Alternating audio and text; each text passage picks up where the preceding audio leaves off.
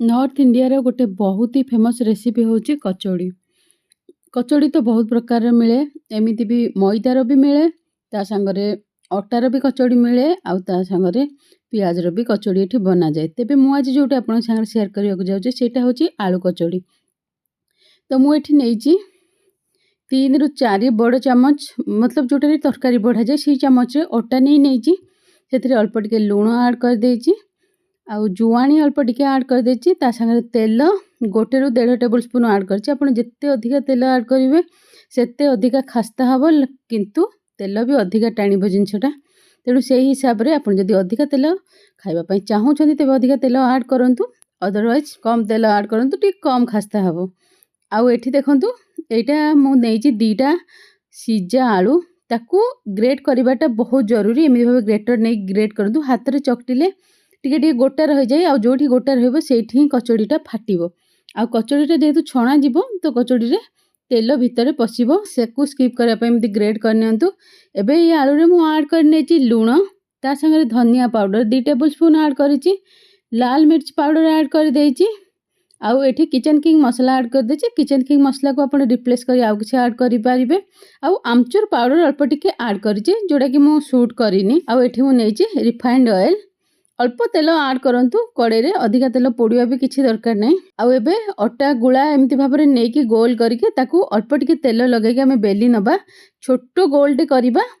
आउ तापरे एथिरे हमें आलू को देइकी स्टफिंग एमति भाबरे ताकू पूरा बंद कर नबा। आपण जेमति पिठा वगैरह करंती, काकरा पिठा, मंडा पिठा सेई टाइप रो। आउ एबे जोटा हमर तळ पटकू रही, जोटा हमर जॉइंट रहबा ताकू तळ पटकू रखी के हमें बेलिबा। आ ताकू भल भाबरे हाथ रे टिके गड़ेई नियंतु, माने हाथ रे ताकू एमिति भल भाबरे राउंड राउंड करि नियंतु, फल रे आलूटा सब आड़ को भल भाबरे स्प्रेड हेइ जिवो। आर साइज टा नॉर्मल पूरीठू मोटा टिके रहबो। आ मीडियम फ्लेम रे हम छाणीबा, फ्लेम लो भी करिवेनी आ हाई भी करिवेनी। फ्लेम लो कले हमर पूरीटा फाटिबो, फाटिला भितर सेथरो आलू बाहरिबो। आउ जदि आपण हाई कर दोछन्ती ऊपर लेयर टा पोड़ी जिवो, भितरटा कुक होबनी। तेणु मीडियम फ्लेम रे याकू छाणीबा को पड़े। तो एबे देखंतु कचौड़ी को छाणी के मु रेडी कर देइची। एटा गोटे क्विक रेसिपी आपण माने कहि परिबे, आपण माने पिल्ला को लंच बॉक्स रे भी बनै आराम से देई परिबे, या तो घरे आपण माने आकू बनै के खाई परिबे जते बेले भी इच्छा हुए। ऑकेजनली केबे केमती हां टिके ऑयली तो एटा निश्चित भाव रहबो, आई एक्सेप्ट दैट। बाकी कचौड़ी को भी मु समान भाव रे छाणी के रेडी करि नेबी। सब तो कचौड़ी प्रथम मु छाणी नउ। देखंतु आकू मु एबे सर्व करिछि छोले संगरे। आ आपण माने को घरे ट्राई करंतु, केमिति लागला मते कमेंट बॉक्स रे कमेंट करि जणांतु। आ एठी नॉर्मल नॉर्थ इंडिया रे एटा को होली आ दिवाली रे लोक बनांती। आ जदि वीडियो पसंद आसी वीडियो को लाइक और शेयर करबा को भूलंतु नहीं।